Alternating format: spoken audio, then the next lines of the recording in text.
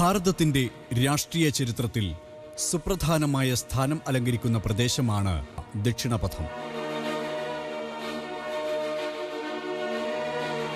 ശതവാഹനരും പല്ലവന്മാരും ഹൊയ്സാലരും കാകതീയരും യാദവരും ചാലൂക്യരും രാഷ്ട്രകൂടരുമെല്ലാം സൈനിക നീക്കങ്ങൾ നടത്തിയ ഭൂപ്രദേശം. ഇവിടെയാണ് ബുദ്ധമതവും ജൈനമതവും ഹിന്ദുധർമ്മവും ഒരുപോലെ ജനപദങ്ങളുടെ ആത്മീയ തൃഷ്ണ ഇല്ലാതാക്കിയത്.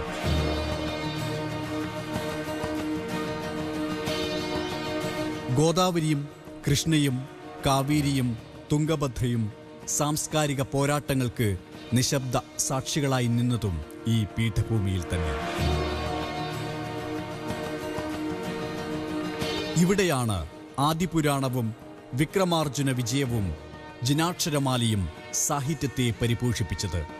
വ്യാസതീർത്ഥരും സായണനും അയ്യപ്പദീക്ഷിതരും ഉപദേശങ്ങൾ നൽകി. മാമല്ലരീതിയും മഹേന്ദ്രരീതിയിലും ക്ഷേത്ര സമുച്ചയങ്ങൾ ഉദയം കൊണ്ടു.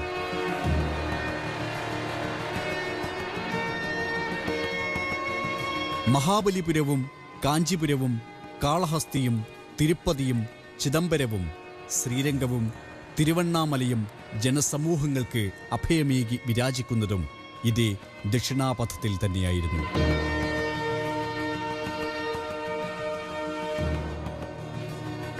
ആർത്തലച്ചെത്തിയ ഇസ്ലാമിക അധിനിവേശത്തെ ദക്ഷിണദേശത്തേക്ക് കടക്കുന്നതിൽ നിന്നും തടഞ്ഞ നിർണായക രാജവംശങ്ങൾ പിറന്നതും ഇവിടെ തന്നെയാണ്. അതെ, ദക്ഷിണാപഥം ഭാരതത്തിൻ്റെ ചരിത്രസ്ഥലികളെ സമ്പന്നമാക്കുന്നത് ഇങ്ങനെയൊക്കെയാണ്.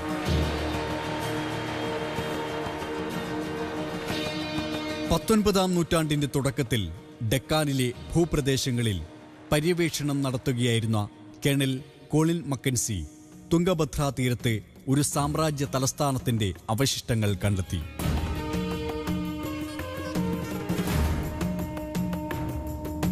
ലഭ്യമായ ചരിത്രരേഖകളെ അവലംബിച്ച് ആ നഗരത്തിന്റെ പുനഃചിത്രീകരണം നടത്തിയ മക്കിൻസിക്ക് ലഭിച്ചത് സർവപ്രതാപങ്ങളോടും കൂടി ദക്ഷിണാപഥത്തെ അടക്കിവാണ ഒരു സാമ്രാജ്യത്തെക്കുറിച്ചുള്ള വിവരങ്ങളാണ്.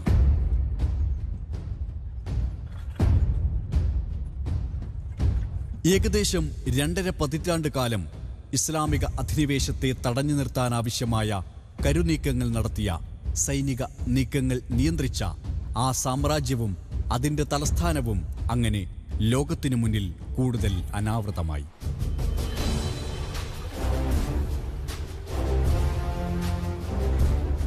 സാമ്രാജ്യത്തിൻ്റെ പേര് വിജയനഗരം, തലസ്ഥാനം ഹംപി.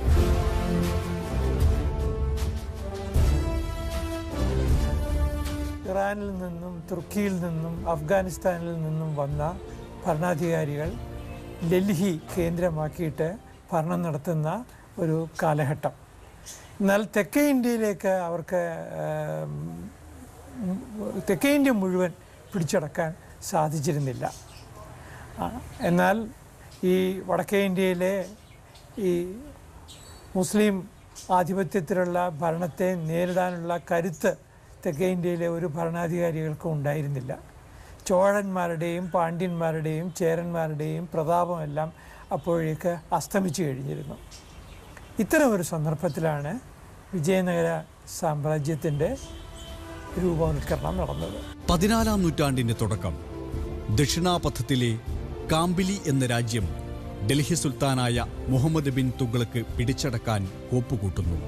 രാജ്യവും പ്രജകളും അധിനിവേശ ശക്തിക്കു മുന്നിൽ തകർന്നടിയുന്ന ഭീഷണമായ സാഹചര്യം സംജാതമായി. ആശ്രയിക്കാൻ ഒരാൾ പോലുമില്ലാതെ വലിയൊരു വിഭാഗം ജനങ്ങൾ തങ്ങളുടെ രക്ഷകനാരെന്ന ചോദ്യവുമായി വിധിയെ പഴിച്ച് കാത്തിരുന്നു.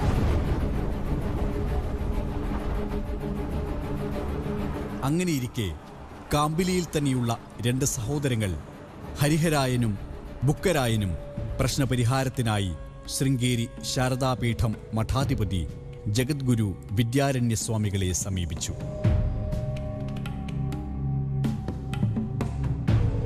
ഇസ്ലാമിക അധിനിവേശത്തെ നേരിടാൻ സാധ്യമായതെന്തും ചെയ്യാൻ തയ്യാറായ ആ സഹോദരങ്ങളിൽ വിദ്യാരണ്യസ്വാമികൾ ധർമ്മബോധത്തിൻ്റെ അഗ്നിസ്ഫുലിംഗങ്ങൾ ജ്വലിപ്പിച്ചു. ചാരം മൂടിയ കനലുകൾ ഹിന്ദു സ്വാഭിമാനത്താൽ ജ്വലിച്ചു തുടങ്ങി.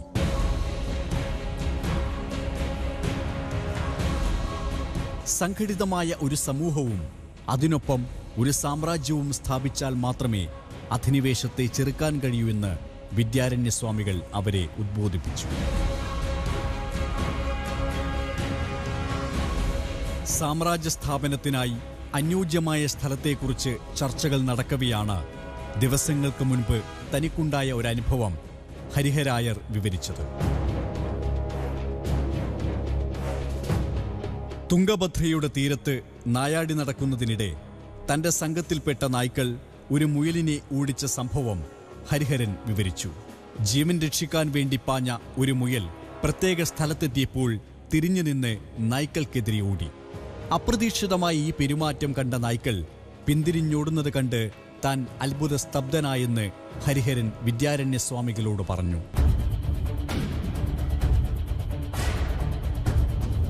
മുയലിനെ പോലും പോരാളിയാക്കിയ ആ സ്ഥലം തന്നെയാണ് സാമ്രാജ്യ സ്ഥാപനത്തിന് അനുയോജ്യമെന്ന് വിദ്യാരണ്യസ്വാമികൾ പറഞ്ഞതോടെ ദക്ഷിണാപഥം പുതിയൊരു സാമ്രാജ്യത്തിൻ്റെ ഉദയം കണ്ടു.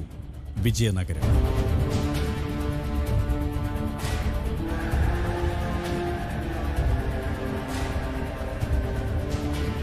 ബുക്കനെന്നും ഹരിഹരനെന്നും പറയുന്ന രണ്ട് ചെറുപ്പക്കാരാണ് ഈ വിജയനഗര സാമ്രാജ്യത്തിന് അടിത്തറയിടുന്നത്. ഇവർ വാസ്തവത്തിൽ കാകതീയ ഡൈനാസ്റ്റിയുടെ ആന്ധ്രാപ്രദേശിനെ നിലനിന്നിരുന്ന ഒരു ശക്തരാണ്.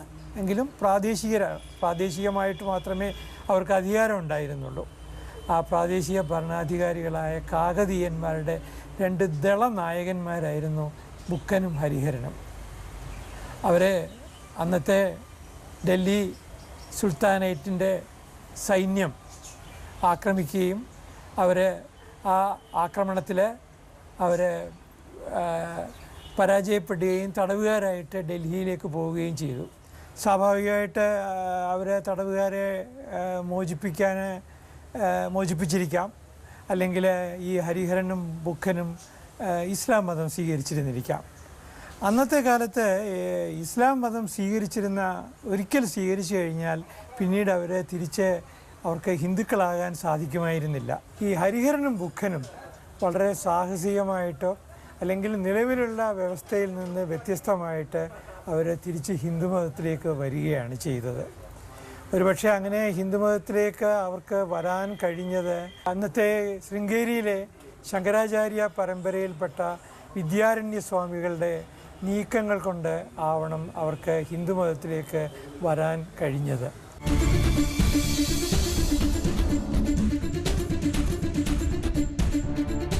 ഹരിഹരനും ബുക്കനും ചേർന്ന് വിദ്യാരണി നഗർ എന്ന പേരിൽ സ്ഥാപിച്ച നഗരമാണ് പിൽക്കാലത്ത് ഹിന്ദു സമൂഹത്തിന്റെ ആശ്രയമായ വിജയനഗര സാമ്രാജ്യമായി മാറിയത്.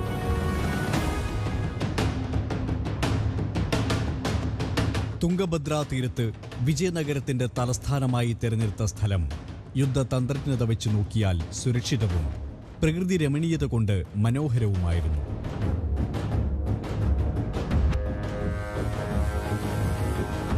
മൂന്നു വശത്തും കുന്നുകളും ഒരു ഭാഗത്ത് ആഴമേറിയ തുംഗഭദ്രയും തലസ്ഥാനത്തെ സംരക്ഷിച്ചു. വിജയനഗരത്തിനു ചുറ്റും ഒന്നിനു പിറകെ ഒന്നായി 7 കോട്ടകൾ കെട്ടിയുയർത്തിയിരുന്നു. എല്ലാ കോട്ടയ്ക്കും ക്ഷേത്രങ്ങൾക്കും മുകളിൽ ഹിന്ദു സ്വാഭിമാനത്തിന്റെ പ്രതീകമായ ഭഗവ പതാക പാറിക്കളിച്ചിരുന്നു.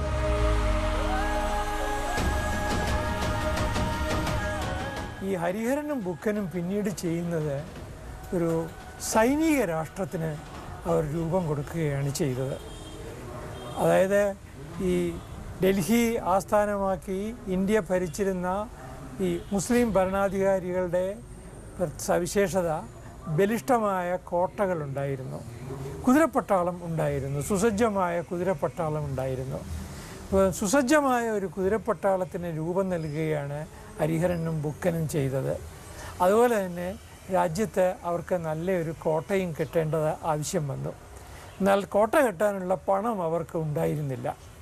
ആ സന്ദർഭത്തിലാണ് ഹംപി എന്ന് പറയുന്ന ഒരു സ്ഥലം അവരുടെ ശ്രദ്ധയിൽപ്പെട്ടത്. തുംഗഭദ്ര നദിയുടെ തീരത്തുള്ള ഹംപി ഒരു ആരും നിർമ്മിക്കാത്ത ഒരു കോട്ടയുടെ പ്രതീതി എന്നാലുള്ള ചുറ്റുവട്ടത്തും പാറക്കൂട്ടങ്ങൾ കൊണ്ട് ഒരു കോട്ട പോലെ തോന്നിക്കുന്ന അല്ലെങ്കിൽ ഒരു കോട്ടയുടെ സൗകര്യങ്ങളൊക്കെ ഉള്ള ഒരു സ്ഥലമാണ് ഈ ഹംപി എന്ന് പറയുന്നത്. ഹംപി അവർ അങ്ങനെയാണ് ആസ്ഥാനമായിട്ട് തിരഞ്ഞെടുക്കുന്നത്.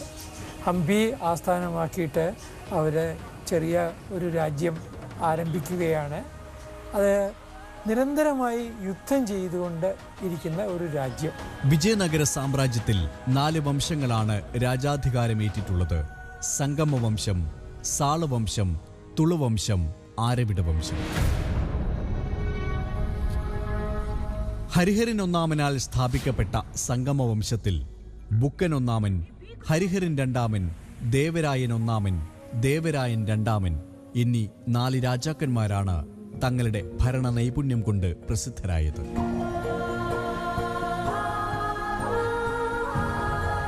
ഹരിഹരന് ശേഷം സഹോദരനായ ബുക്കൻ ഒന്നാമൻ രാജ്യഭാരമേറ്റു. വേദങ്ങളുടെ വ്യാഖ്യാനം നിർവഹിച്ച സായണനായിരുന്നു ബുക്കൻ ഒന്നാമന്റെ പ്രധാനമന്ത്രി.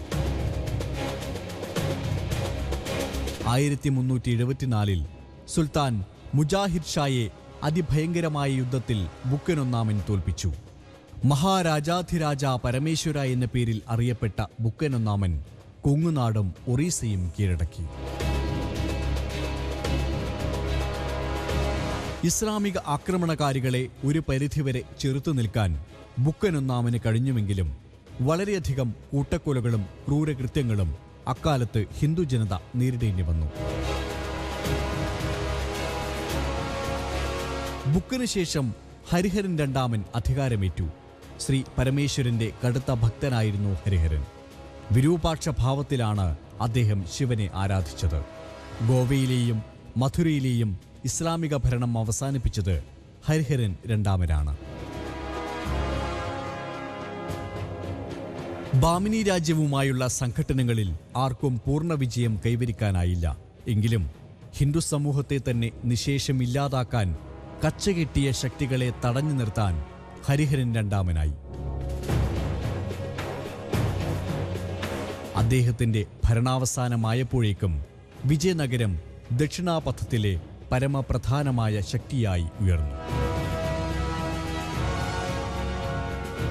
പിന്നീട് ബുക്കൻ രണ്ടാമൻ രാജാധികാരമേറ്റെടുത്തു.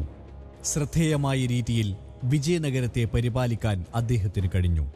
പൊതുവെ സമാധാനപരമായ കാലഘട്ടമായിരുന്നു അത്. തുടർന്ന് ദേവരായൻ ഒന്നാമൻ അധികാരമേറ്റെടുത്തു. ബാമിനി സുൽത്താനായ ഫിറോസ് ഷായെ തോൽപ്പിക്കാൻ ദേവരായന് കഴിഞ്ഞതാണ് ഈ കാലഘട്ടത്തിലെ പ്രധാന നേട്ടം. ദേവരായൻ രണ്ടാമൻ 1424 മുതൽ 1447 വരെ രാജ്യം ഭരിച്ചു. മുഖ്യമന്ത്രിയായിരുന്ന ലക്ഷ്മീധരൻ പ്രഗത്ഭനായ ഭരണതന്ത്രജ്ഞനായിരുന്നു. മുസ്ലിങ്ങളെ വിജയനഗര സൈന്യത്തിൽ ചേർത്തത് ദേവരായൻ രണ്ടാമനാണ്. ദേവരായന്റെ കാലത്തിനു ശേഷം വന്ന ദുർബലരായ രാജാക്കന്മാരോടുകൂടി സംഗമവംശം നാശോന്മുഖമായി.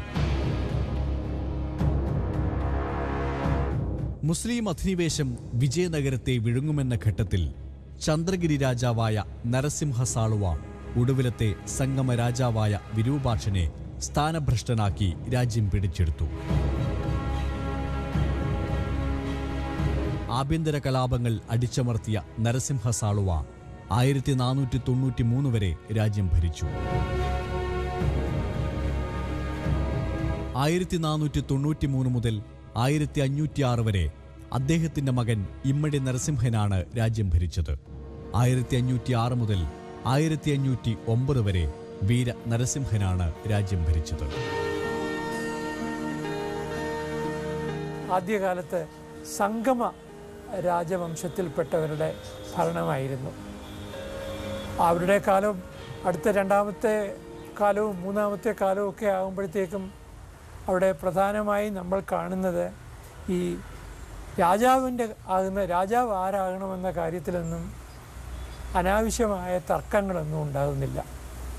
അത് വളരെ ഒരു ലക്ഷ്യബോധത്തോടു കൂടി ഒരു ഭരണാധികാരി ആ ഭരണാധികാരിയെ തന്നെ അനന്തരഗാമിയെ നേരത്തെ തന്നെ നിശ്ചയിക്കും. ആ അനന്തരഗാമി തന്നെ ഭരണം തുടരും, ഭരണം ഏറ്റെടുക്കും. അങ്ങനെ അത് പോവുകയാണ്. ആഭ്യന്തരമായ യാതൊരു ശൈഥില്യവും ആദ്യകാലത്ത് വിജയനഗര ഭരണത്തിൽ ഉണ്ടായിരുന്നില്ല. 1509 ദക്ഷിണാപഥത്തിൻ്റെ മാത്രമല്ല ഭാരതത്തിൻ്റെ ചരിത്രത്തിൽ തന്നെ ഏറ്റവും പ്രധാനപ്പെട്ട വർഷമാണ്. ആത്മവിസ്മൃതിയിൽ അമർന്നു കിടന്ന ഒരു ജനതയുടെ ഉയർത്തെഴുന്നേൽപ്പിന് ഊടും പാവും നൽകിയ ഒരു യുവാവ് വിജയനഗരത്തിൻ്റെ സാരഥിയായത് ആ വർഷമാണ്. ധർമ്മസ്ഥാപനത്തിനായി ഭഗവാൻ ശ്രീകൃഷ്ണൻ അവതാരമെടുത്ത ദിനമാണ് ആ യുവാവ് സിംഹാസനാരൂഢനായത്, കൃഷ്ണദേവരായർ.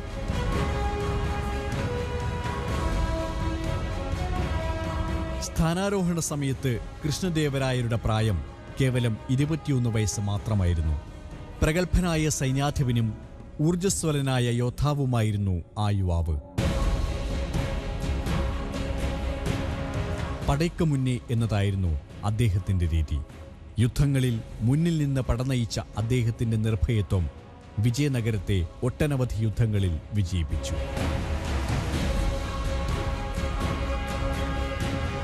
വിജയനഗര സാമ്രാജ്യം സംഭാവന ചെയ്ത ഏറ്റവും വലിയ രാജാവ് എന്ന് പറയുന്നത് കൃഷ്ണദേവരായരാണ്. 3 ഡൈനാസ്റ്റികളാണ് വിജയനഗര സാമ്രാജ്യം ഭരിച്ചിരുന്നത്.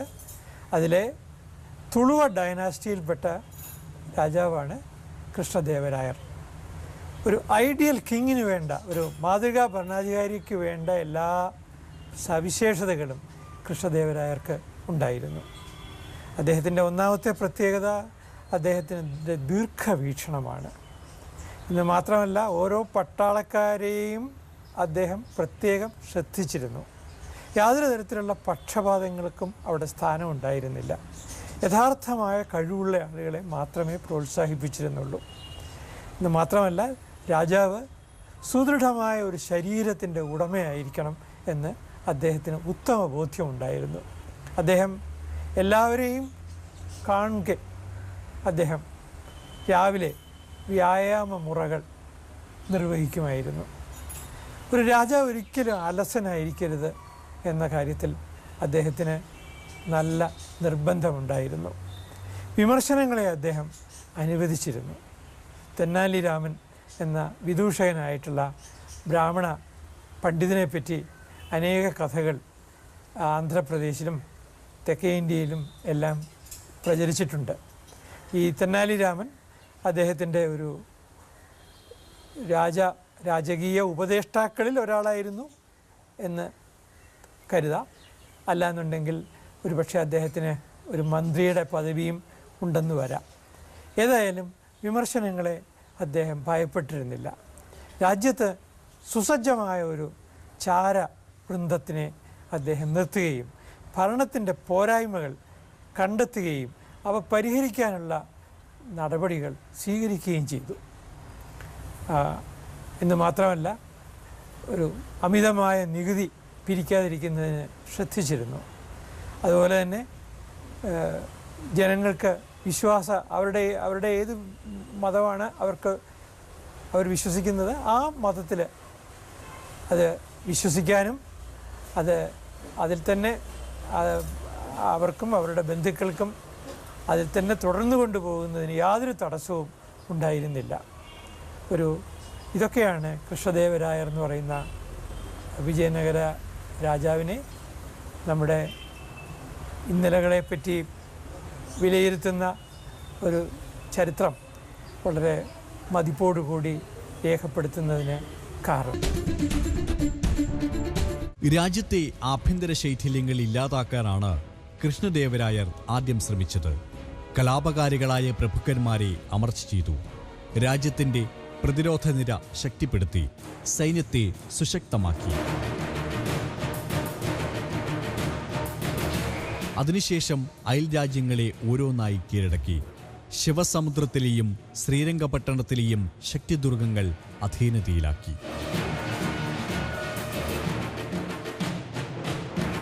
അന്നത്തെ കാലത്തെ ഒരു രാജ്യത്തിൻ്റെ വിസ്തൃതി എന്ന് പറയുന്നത് സ്ഥിരമായിരുന്നില്ല. അത് പ്രബലനായ ഒരു രാജാവിൻ്റെ കാലത്ത് ആ രാജ്യത്തിൻ്റെ വിസ്തൃതി വ്യാപിക്കും. അതിനവിടെയും ദുർബലരായ രാജാക്കന്മാരും വിജയനഗര സാമ്രാജ്യത്തിലൊക്കെ ഉണ്ടായിരുന്നു. അവരുടെ കാലത്ത് ഈ രാജ്യത്തിൻ്റെ വിസ്തൃതി കുറയും. അതുകൊണ്ട് ഇപ്പോൾ ഏറ്റവും ശക്തനായ ഭരണാധികാരി എന്ന് പറയുന്നത് കൃഷ്ണദേവരായരാണ്. കൃഷ്ണദേവരായരുടെ കാലം എന്ന് പറയുമ്പോൾ മിക്കവാറും ഒരു ദക്ഷിണേന്ത്യയിലെ വേണാടും കൊച്ചിയും ഒഴികെയുള്ള എല്ലാ ഭാഗങ്ങളും വിജയനഗരത്തിൻ്റെ കീഴിലായിരുന്നു. സാമൂതിരിയുടെ കോഴിക്കോട് പോലും നാമമാത്രമായിട്ടാണെങ്കിലും ഒരു സാമന്ത സ്ഥാനത്തിലാണ് ഭരണം തുടർന്നിരുന്നത്. വേണാടിൻ്റെ തന്നെ കന്യാകുമാരി ഭാഗങ്ങൾ, തെക്കൻ ഭാഗങ്ങൾ അന്ന് വിജയനഗരത്തിൻ്റെ കീഴിൽ ആയിരുന്നു. വേണാടുമായും വിജയനഗരത്തിന് ഒന്നിലേറെ തവണ യുദ്ധങ്ങൾ ഉണ്ടായിട്ടുണ്ട്. അതിൽ പലപ്പോഴും വേണാട് പരാജയപ്പെട്ടിട്ടുണ്ട്. താമ്രപർണി നദീ തീരത്ത് വെച്ച്, അതുപോലെ കോട്ടാറിൻ്റെ അന്നത്തെ നാഗർകോവിലിൻ്റെ അവിടെ വെച്ചുമൊക്കെ വേണാടും വിജയനഗരത്തിലെ സൈന്യ ഭരണാധികാരികളും തമ്മിൽ യുദ്ധം ഉണ്ടാവുകയും ആ യുദ്ധത്തിൽ ജയവും പരാജയവും ഉണ്ടാവുകയും ചെയ്തിട്ടുണ്ട്. അന്നത്തെ കാലത്ത് ഒരു വീണ് കിട്ടിയ വിജയമെങ്കിലും വിജയനഗരവുമായിട്ട് വിജയനഗരത്തിൽ നിന്ന് ഒരു നാമമാത്രമായ വിജയം നേടാൻ സാധിച്ചത് വേണാടിനാണ്. അതെനിക്ക് തോന്നുന്നത് വിജയനഗരം വേണാടിനെ പോട്ടെ, അവർ വെറുതെ വിട്ടു എന്ന് വേണമെങ്കിൽ പറയാം. അവരും ഒരു സഹോദര ഭരണാധികാരിയല്ലേ, അതുകൊണ്ട് അവർ നശിച്ചു പോകണ്ട എന്ന് ഒറ്റ വിചാരിച്ചു കാണണം. ദയാദാക്ഷിണ്യത്തോടുകൂടി അവരെ നശിപ്പിക്കേണ്ട എന്ന് വിചാരിച്ചതായിരിക്കണം. ഒറീസ രാജാവായ ഗജപതി പ്രതാപരുദ്രനെ കീഴടക്കി ഉദയഗിരി, കൊണ്ടവിടു തുടങ്ങിയ കോട്ടകൾ കൈക്കലാക്കി വിജയസ്തംഭങ്ങൾ നാട്ടി. ഗോവയിൽ ഭരണം നടത്തിയിരുന്ന പോർച്ചുഗീസുകാരുമായി വിജയനഗരത്തിന് വ്യാപാര ബന്ധങ്ങളുണ്ടായിരുന്നു. വിജയനഗരത്തിന്റെ ഉയർച്ച താഴ്ചകൾക്കനുസരിച്ചായിരുന്നു ഗോവയിലെ പോർച്ചുഗീസ് ഭരണത്തിന്റെ ഉയർച്ചയും പതനവും. കുതിരകളെ അവർ വലിയ തോതിൽ ഇറക്കുമതി ചെയ്തിരുന്നു. അന്ന് ലോകത്തിലെ ഏറ്റവും നല്ല കുതിരകൾ എന്ന് പറയുന്നത് അറബികളുടെ കുതിരകളാണ്. ഈ അറബികളുടെ കുതിരകളെ പക്ഷേ കിട്ടിയിരുന്നത് ഉത്തരേന്ത്യയിലെ ഭരണാധികാരികൾക്കും മുസ്ലിം ഭരണാധികാരികൾക്കും ബാമിനി സുൽത്താന്മാർക്കൊക്കെയാണ് കിട്ടിയിരുന്നത്. ഇതുകൊണ്ട് വിജയനഗര സാമ്രാജ്യമാകട്ടെ യൂറോപ്പിൽ നിന്നാണ് കുതിരകളെ അവർ ഇറക്കുമതി ചെയ്തിരുന്നത്. ആ യൂറോപ്പിൽ നിന്ന് കുതിരകളെ അവർ വാങ്ങിയിരുന്നത് പോർട്ടുഗീസുകാർ വഴിയാണ്. ഇപ്പോൾ ഗോവ പോർട്ടുഗീസുകാർക്ക് സ്വന്തമാക്കാൻ സാധിച്ചത് ഒരു വിജയനഗര സാമ്രാജ്യത്തിൻ്റെ മൗന അനുവാദത്തിനോട് കൂടിയായിരുന്നു എന്ന് ചിലരെങ്കിലും കരുതുന്നുണ്ട്. അല്ലെങ്കിൽ വിജയനഗര സാമ്രാജ്യത്തിന് വേണമെങ്കിൽ ഗോവയിലെ പോർട്ടുഗീസുകാർക്ക് ആധിപത്യം ഉറപ്പിക്കുന്നതിനെ തടയാമായിരുന്നു. അത് തടയാത്തത് എന്താണെന്ന് വെച്ചാൽ കുതിരകളെ ഇറക്കുമതി ചെയ്യുന്ന ഒരു തുറമുഖമായിട്ട് ഗോവ അവിടെ ഉണ്ടാവേണ്ടത് അവർക്ക് ആവശ്യമായിരുന്നു. പക്ഷേ ഗോവയിലെ ആസ്ഥാനമാക്കിയിട്ടുള്ള പോർട്ടുഗീസുകാർ പിന്നീട് ചെയ്ത ഇൻക്വിസിഷനെ പറ്റിയൊക്കെ നമുക്ക് അറിയാം. സ്വാഭാവികമായിട്ട് അത്തരം സന്ദർഭങ്ങളിൽ വിജയനഗര സാമ്രാജ്യവും ഇന്ത്യയിലെ പോർട്ടുഗീസുകാരുമായിട്ട് അഭിപ്രായ വ്യത്യാസങ്ങൾ ഉണ്ടായിട്ടുമുണ്ട്. എങ്കിലും പൊതുവെ ഒരു മൃദു സമീപനമാണ് ഈ ഇന്ത്യയിലെ പോർട്ടുഗീസ് ഭരണാധികാരികളോട് വിജയനഗര രാജാക്കന്മാർ ചെയ്തത്.